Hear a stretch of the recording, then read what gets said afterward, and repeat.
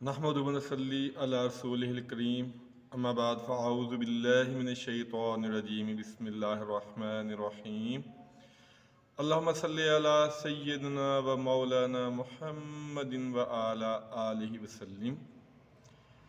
آج انشاءاللہ تعالی ہم دو حدیث سماعت فرمائیں گے، بہت فائدے والی اور بہت پیاری حدیث ہیں، دونوں مشکات شریف کی حدیث ہیں۔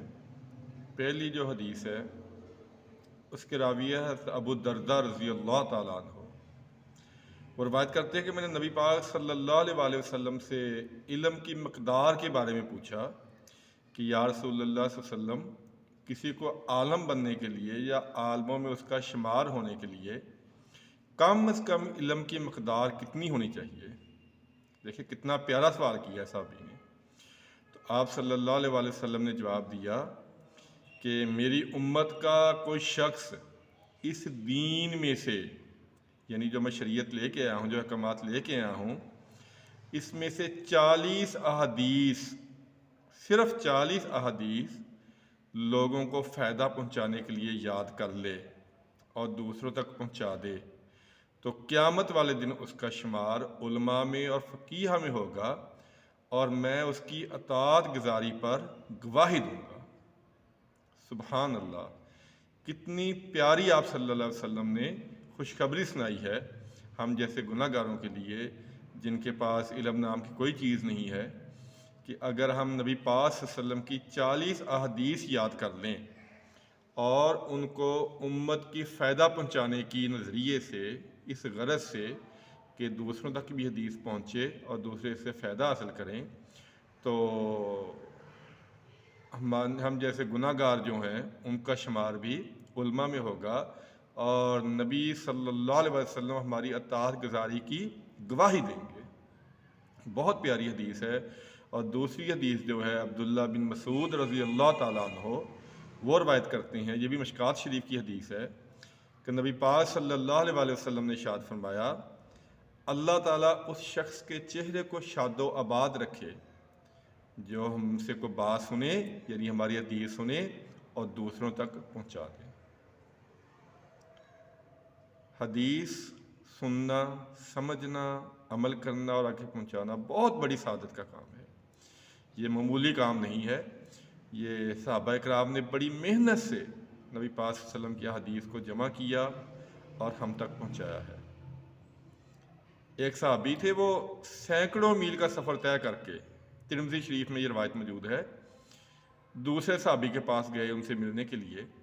جب ان کے گھر گئے تو وہ بہت خوش ہوئے دیکھ کے کہ میرا بھائی اتنی دور سے مجھ سے ملنے آیا ہے۔ تو جب فراغت نصیب ہوئی تو انہوں نے پوچھا کہ آپ کو کوئی کام تھا، خیریت سے آئے تھے؟ تو جو صحابی ملنے گئے تھے انہوں نے کہا تھا کہ میں نے ایک حدیث سنی تھی مدینہ شریف میں، تو مجھے پتہ چلا کہ وہ حدیث آپ نے روایت کی ہے، تو میں صرف یہ معلوم کرنے کے لیے آیا تھا کہ واقعہ ہی آپ نے وہ حدیث نبی پاک صلی اللہ علیہ وسلم سے سنی تھی؟ آپ ذرا اندازہ کریں کہ سینکڑوں میل کا سفر طے کیا ہے صرف ایک حدیث کی تصدیق کے لیے۔ اور ہمیں اگر کوئی حدیث سنانا بھی چاہے تو ہم اس کو سننا گوارا نہیں کرتے۔ ہم ٹک ٹاک پہ یا فیس بک پہ اگر کوئی حدیث کا کلپ آ بھی جائے تو ہم معاذ اللہ اس کو سکپ کر دیتے ہیں، اس کو سننا گوارا نہیں کرتے۔ اس پہ ذرا ہمیں غور کرنا چاہیے۔ جو بھی کسی بھی پلیٹ فارم سے آپ کو حدیث یا نبی پاک صلی اللہ علیہ وسلم کو کوئی کام پہنچا رہا ہے اس کو ضرور سنیں، اس پہ عمل کریں، اور جو پہنچانے والے ہیں ان کے لیے بھی ضروری ہے کہ آپ ضرور پہنچائیں۔ ضروری نہیں کہ بہت بڑا پلیٹ فارم ہو، آپ ایک مولی سے پلیٹ فارم سے بھی اس چیز کا آغاز کر سکتے ہیں۔ نیت تو یہ ہے کہ نبی پاک صلی اللہ علیہ وسلم کی حدیث آگے پہنچانی ہے۔ میرے پاس نہ کوئی اسٹوڈیو ہے، نہ کوئی مائکرو فون ہے، نہ کوئی میرے سامنے کوئی بندے بیٹھے ہوتے ہیں، ایک معمولی سا موبائل ہے، اور جس کے ذریعے میں نبی پاک صلی اللہ علیہ وسلم کی جو حدیث ہے وہ دوسروں تک پہنچانے کی کوشش کرتا ہوں۔ تو اللہ تعالیٰ سے دعا ہے، آپ بھی دعا کیجئے کہ اللہ تعالیٰ شرف قبولیت عطا فرمائے، کہ کسی طرح نیت یہ ہے کہ کوئی حدیث سن لے گا، اس پہ عمل کر لے گا تو ہماری آخرت میں بخشش کا ذریعہ بن جائے گا۔ اللہ تعالیٰ سے دعا ہے نبی پاک صلی اللہ علیہ وسلم کی حدیث کو سن کر سمجھ کر اس پر عمل کرنے کی اور آگے پہنچانے کی توفیق عطا فرمائے۔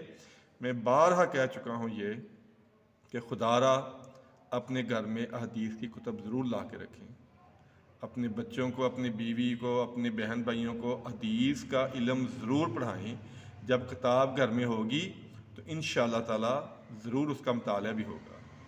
میں نے پہلے بتایا تھا غلام رسول صاحب کی، سعیدی صاحب کی شرح انہوں نے کی ہے بخاری اور مسلم کی۔ آپ کوئی بھی حدیث لے آئیں، یہ میں اس لیے کہہ رہا ہوں کہ میں نے ان کا مطالعہ کیا ہے، بہت پیاری شرح انہوں نے کی ہوئی ہے، بہت پیاری شرح لکھی ہے، بڑے آسان الفاظ میں، عام فہم الفاظ میں، کہ جو نبی پاک صلی اللہ علیہ وسلم کی جو حدیث ہیں وہ ہم تک پہنچائی ہیں۔